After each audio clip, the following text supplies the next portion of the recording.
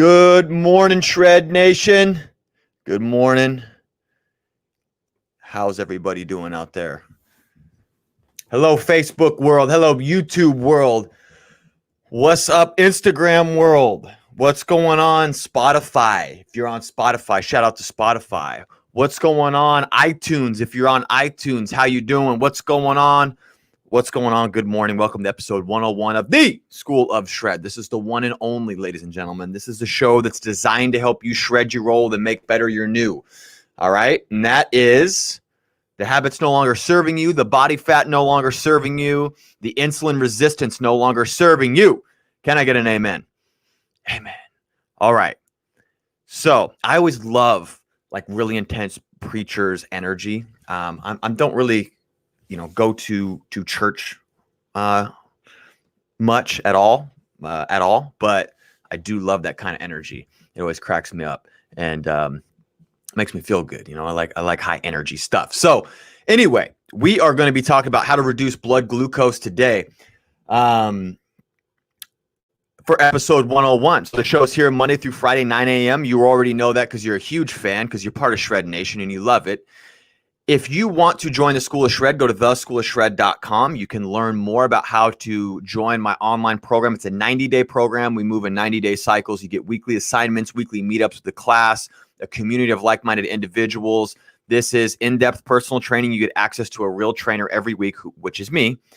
Every week we do live Q&As. Every day I do live Q&As, but then we do our weekly meetups in the class you're assigned to. Really cool, really dynamic, something totally new and fresh, and eventually people are going to copy it. So might as well get on the original. But with that said, if you just want some free info, you can join the school's newsletter, and that is going to www.schoolofshredpodcast.com, and you can jump on the newsletter there and get yourself some free information and get notified when new blogs come out where you can learn more free stuff. So anyway, my goal is to add value to you and to help you improve your life, because fitness and health is a vehicle for self-improvement. And, it means something different to everybody. But the one thing that is constant is that when you're healthier and you have more energy, you get more done in your life. So whether that's to look really good or whether that's to produce more inside of other areas of your life, health will take you there. And that's why I talk about holistic health, which is mental, spiritual, and physical, baby. So do you want to learn how to reduce your blood glucose? Throw me some fire in the comments if you want to learn this right now. I see you guys watching. Throw me some fire. Do you want to learn how to stoke the metabolic fire? Let's see it. Come on. Or I could just go home. All right, wait, I am home. I could just turn off the mic. I could turn off the mic if nobody wants to participate here. Come on, YouTube. Come on, Facebook. Let's go, Instagram. If you're driving in your car and you're listening to this next week, well, you should be lighting something on fire. Okay, there we go. We got some participants. All right. So here we go. Let me open the book. We're going to go to the little book here. The little book, y'all. All right, so check this out. Let's talk about blood glucose and why do I personally think it's important as a health coach? Well, when I started getting into nutrition, the thing that was very apparent was that calories matter, right? So the calories in, calories out, the law of thermodynamics is very, very important. Very important. It makes a difference. So getting a calorie deficit, if you want to lose weight, is very important. But what I've learned over time as I've continued to study is that what makes up that calorie deficit and what makes up that whole equation is extremely complex. And food quality matters as well as calories. So the issue that we get, and this is what I was challenged with when I was doing a mechanics course for exercise, was that we like to get into this binary soundbite type thinking, which is one or the other, yes or no. Do you lift heavy or do you lift light? Or maybe, we never considered to do both. We think, is it calories or is it just hormones?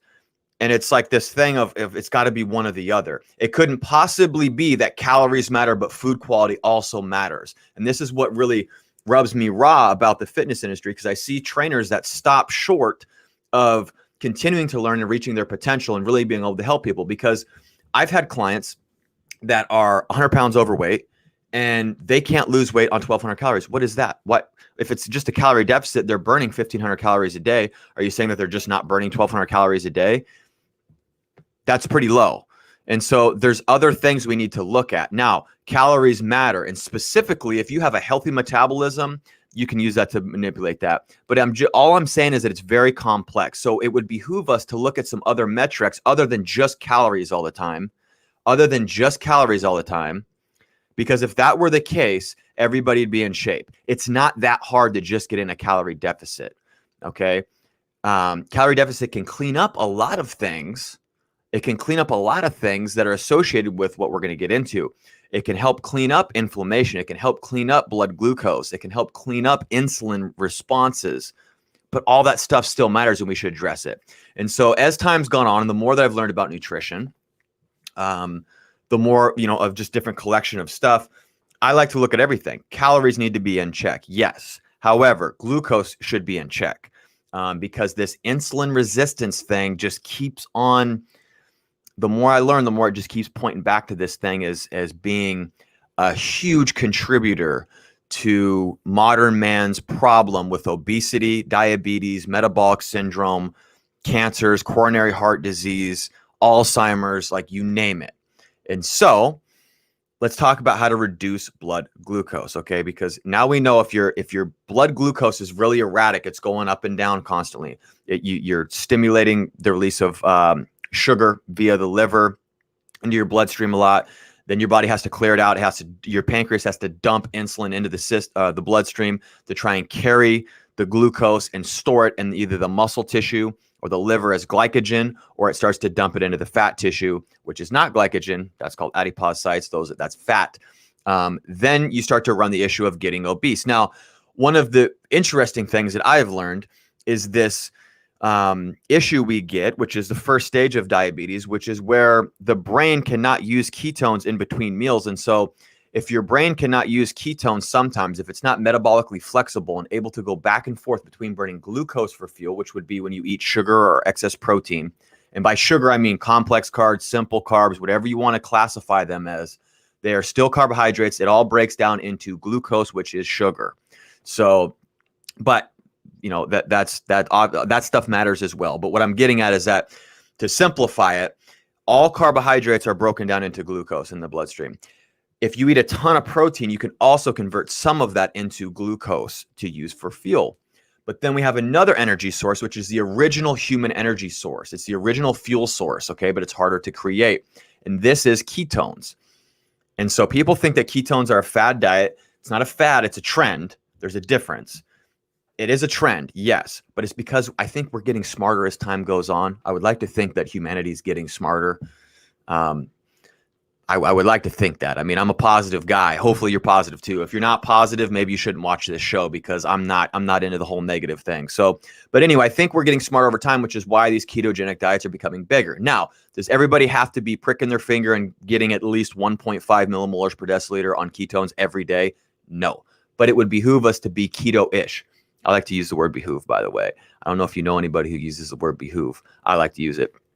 But anyway, so we should have times where we go back and forth. And so what I'm getting at is that we can get into this issue where if our brains cannot use ketones in between meals, say we go for 5 hours without meals, what happens is the first stage of metabolic issues, okay, of cellular issues, which is where the brain can't get the energy it needs. So it sends a signal to the liver to release more sugar, but then the pancreas is going, no, we got to get the sugar out of the blood, because this is a tightly regulated system. Your body does not want to have more than 4 grams of sugar through your whole bloodstream at one time. It's a very small amount, and it's tightly regulated.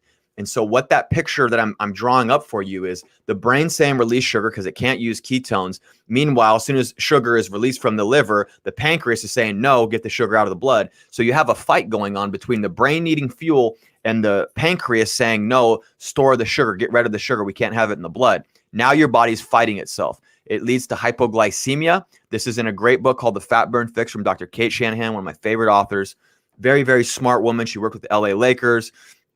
She got a very impressive track record, went to Cornell and all that good stuff. Talks about this gradient that we get into of hypoglycemia is the first thing. And hypoglycemia is when your body is consistently getting low blood sugar because your brain's saying release sugar. And then as soon as you release sugar for fuel for the brain, then the pancreas is saying, no, get the sugar out of the blood, which brings on hypoglycemia, which then causes a release more sugar response. And you're in this like gas break type situation that can lead to insulin resistance because you're releasing a lot of insulin.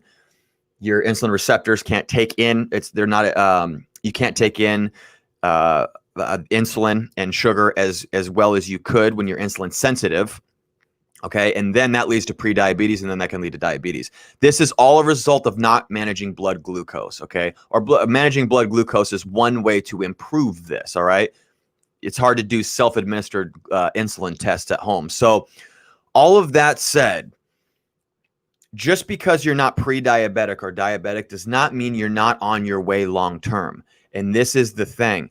Just because you can lose weight in 6 months does not mean that that diet is conducive with long-term metabolic cellular health. We got to think about cells. There's been studies on how mitochondria burn fuel between different types of fats and sugars, and there is a difference. There's a difference. Now, is it a small difference? Is it a large difference? Well, it seems to be pretty large, but the calorie thing is still matters. Okay, I'm not a calorie denier, but I think that there's more quality calories, and I think that if we control blood glucose variability, it keeps our metabolic health where it needs to be. It keeps it good. It keeps us metabolically healthy. We keep mitochondria efficiency, which is the cells that burn the energy off. We have to take care of those guys, or else our body can't get rid of the fuel that we need. All right. So by reducing blood glucose, we can increase our metabolic health. And by reducing, I mean getting it down under 85 and trying to maintain a good blood glucose level throughout the day from 65 to 85 seems to be some of the best recommendations. In the 1970s, it was 65 to 75 was the average blood glucose that was recommended. Doctors have now changed that because we are so metabolically unhealthy. It's like, well, up to 99 is okay. And then when you're 100, then you're pre-diabetic. Well, could we consider 90 to 100 or 90 to 99 pre-diabetes?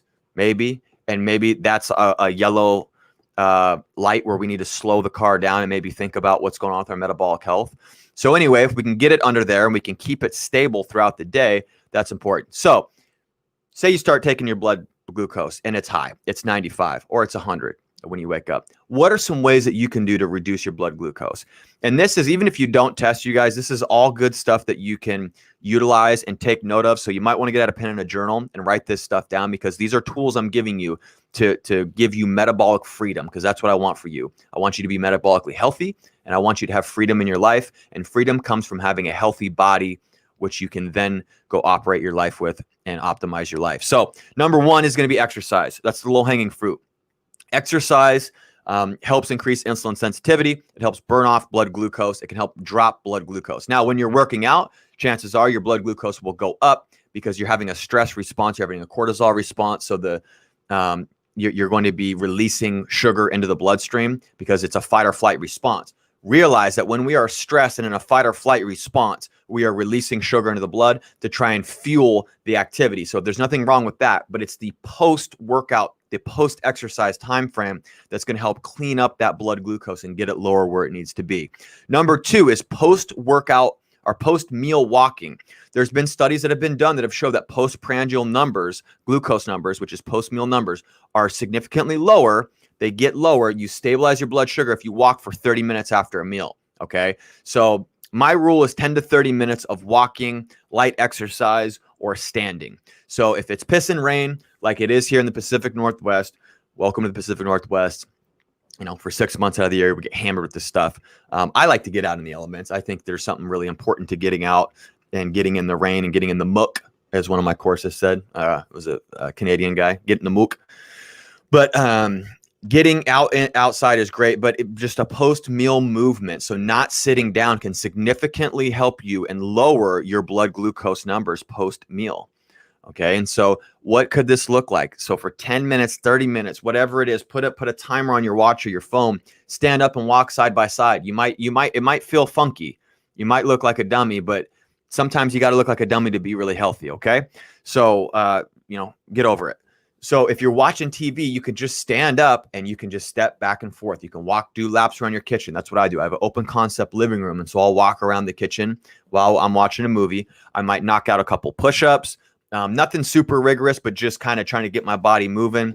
Or I'll go for a walk around the block, go get a quick 1,000 steps in. you can go walk for 30 minutes. Walking is ideal. If you can walk, that's the best. If you can stand, that's second best. But try to walk. And that's why I say, step back and forth side to side, because you're at least moving your body a little bit. And then I also have a spin bike. So if you have a cardio apparatus at home, jump on that thing and just lightly pedal, or walk on a treadmill if you have access to that at home. Jump on that guy for 10 to 30 minutes. And just that right there will help reduce blood glucose numbers and keep that blood glucose variability nice and stable. So you're not, you're staying in a nice fat burn zone. You're keeping your body sensitized to fat. You're keeping your brain able to utilize fat for fuel, which is all good stuff. So the number third thing that we're going to talk about here is cold showers. These are awesome. I've tested these out. This actually works. This is a little hack you can do. If you get really high blood glucose readings, or post meal, or I test my blood glucose numerous times a day. So like if for some reason it's really erratic and I have high blood glucose numbers from maybe eating something the day before that was, I don't usually eat, maybe it's super inflammatory or carby or whatever it is, and my blood glucose numbers are higher than where I want them to be, cycling back and forth between cold and hot in your showers is a good detox mechanism, but it helps basically vasodilate and vasoconstrict the extremities and the organs. But what it also does is the cold actually reduces blood glucose. This is super cool. So even walking out in the cold, that's like a double whammy for you. It's a 1-2 punch, bam, bam. You get some cold, and then you also are walking, so that can reduce blood glucose. But anyway, cold showers will do this. And so how could you do this? You could go a minute hot, 1 minute cold, and just do 5 minutes of that.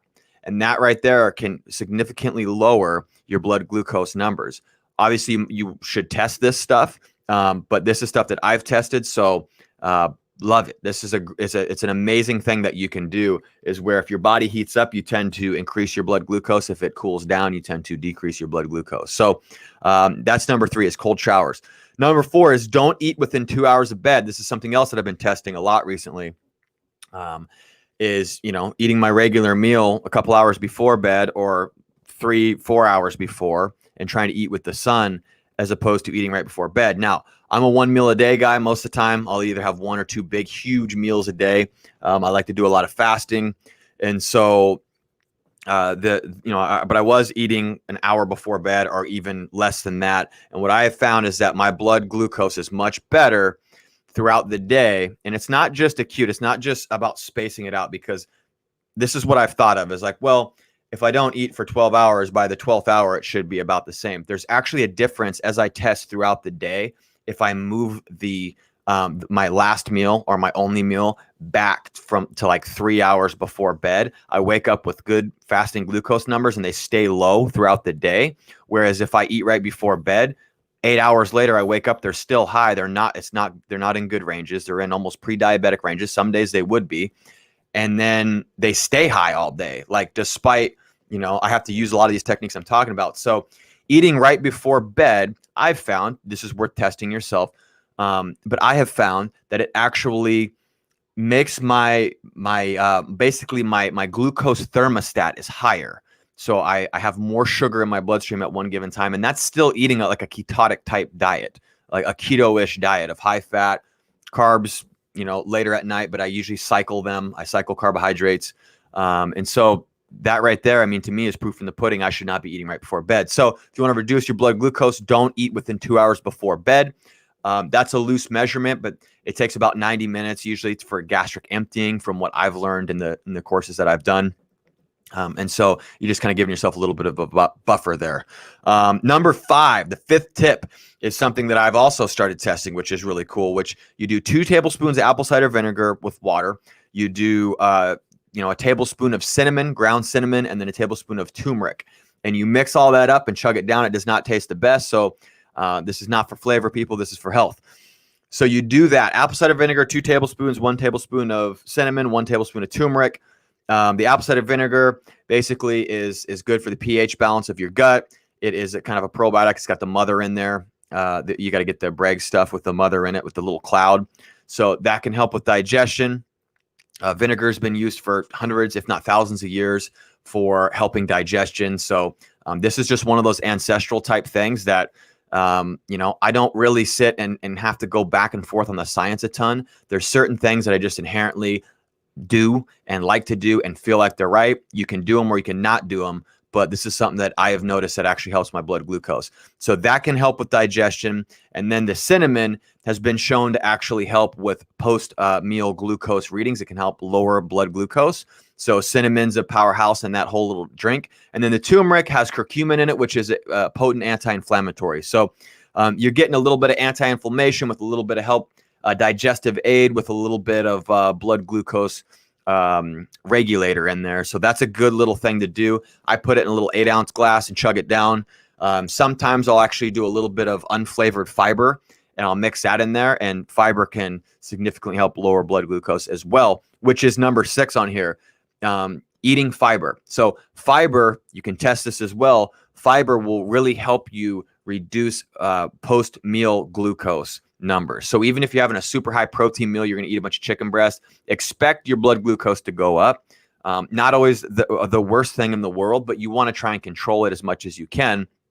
And if you add some fiber in there, some good vegetables, if you want to do a fiber drink, but I recommend whole food always if you can, but you can do this and this will help reduce the postprandial glucose numbers.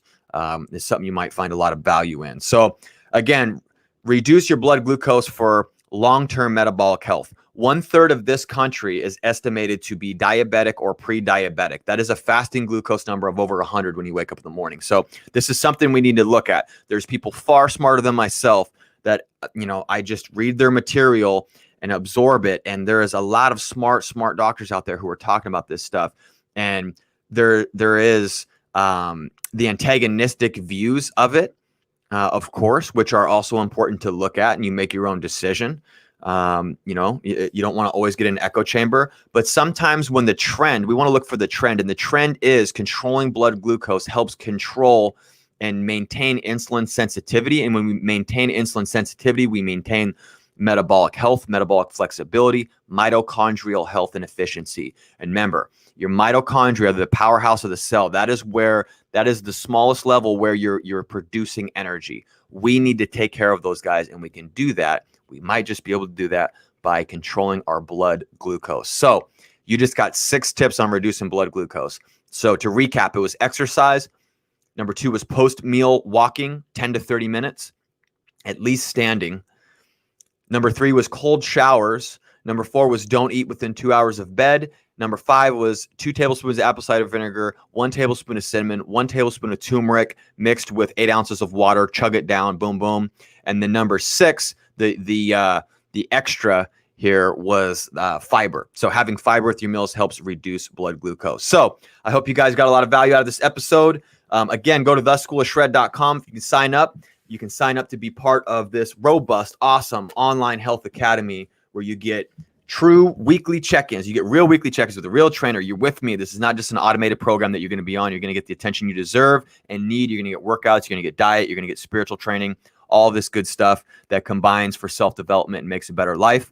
Go to schoolofshredpodcast.com to jump on the free newsletter if you just want to dabble a little bit and let me serve you in that regard. Let me win you over. But I will see you all tomorrow for episode 102. Start asking your questions now so we can get ready for the Q&A Friday episode coming up. So we'll see you tomorrow at 9 a.m. Shred Nation. Until next time, class is dismissed. With that, I want you to stay strong and healthy in body. Stay relentless and energized in spirit. Stay determined in your pursuits today. That's spell shred. Now go shred the day and get better in every way. We'll see you tomorrow.